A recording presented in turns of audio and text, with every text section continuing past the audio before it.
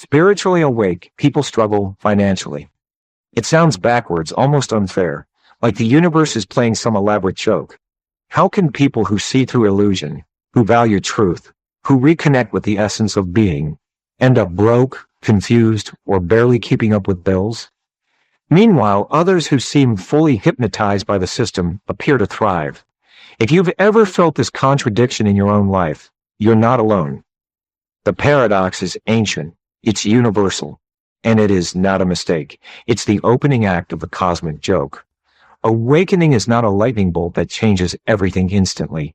It's more like clouds parting to reveal a sky that was always there. When you wake up, truly wake up, even for a moment, you realize the meaning of life is disarmingly simple. To be alive, to breathe, to experience, to witness. You see that the world has been collectively sprinting toward ideas about what life should be, missing the miracle of what life already is.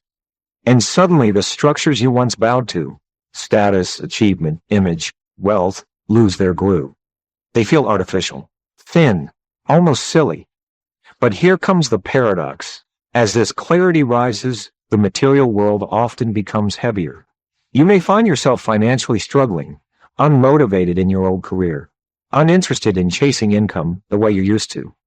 Meanwhile, people who seem spiritually asleep move through the system like fish in water. Yet this is not a punishment.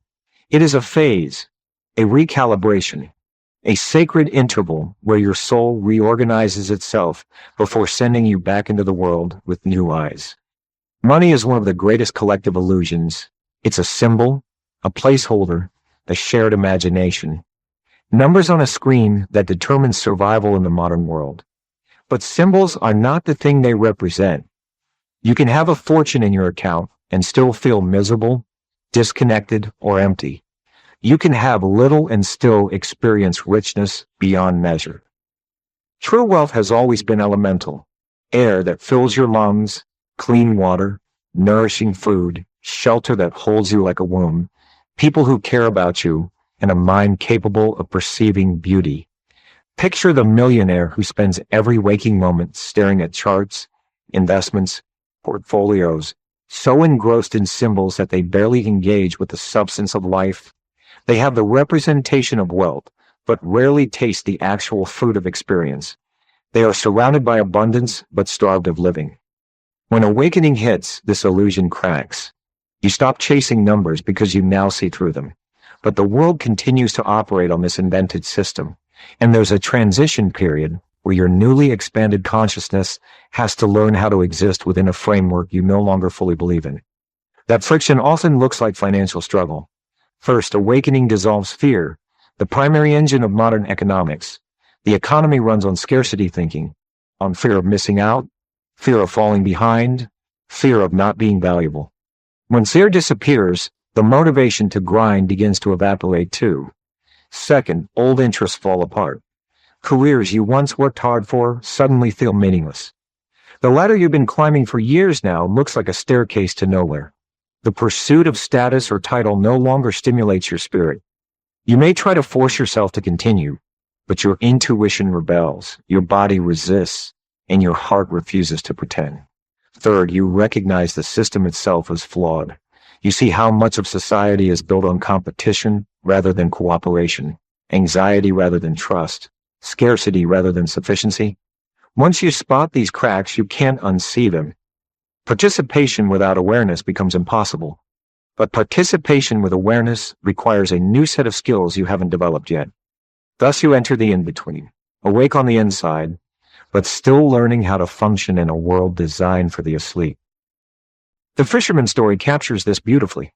A businessman visits a small coastal village and finds a fisherman lounging peacefully after a short morning of work.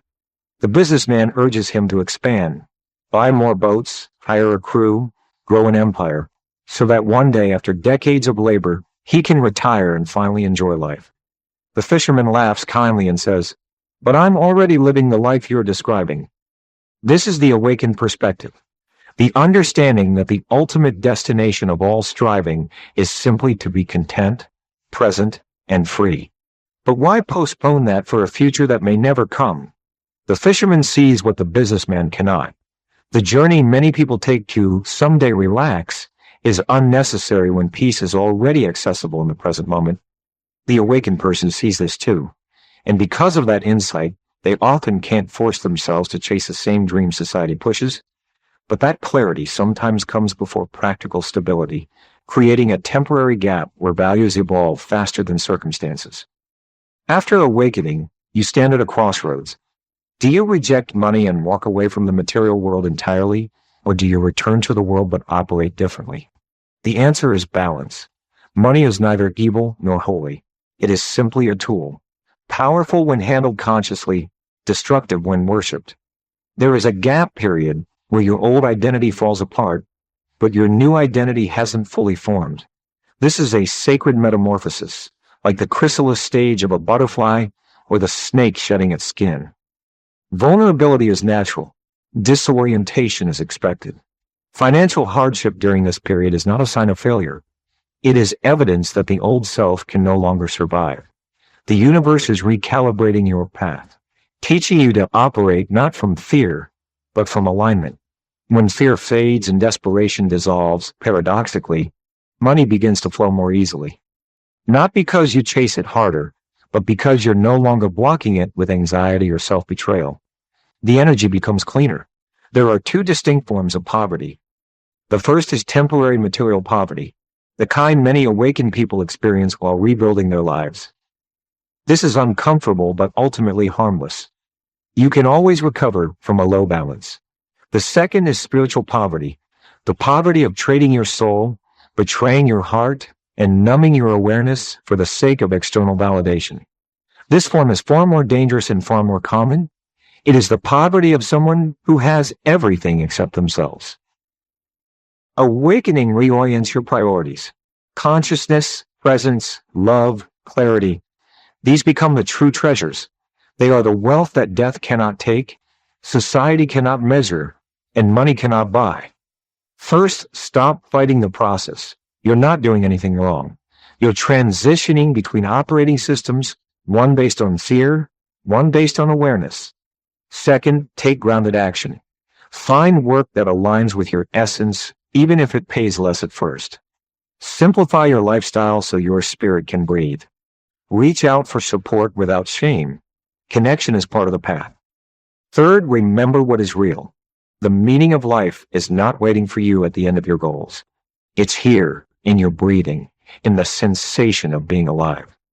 Finances rise and fall, but the awareness witnessing them remains steady and whole. As your awakening stabilizes, your relationship with money naturally becomes healthier and more aligned. Some regain financial stability, others live simply, but either way, the real wealth is already present.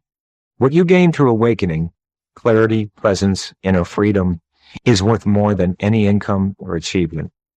The true treasure was never the money you could earn, but the consciousness that allows you to fully experience your life.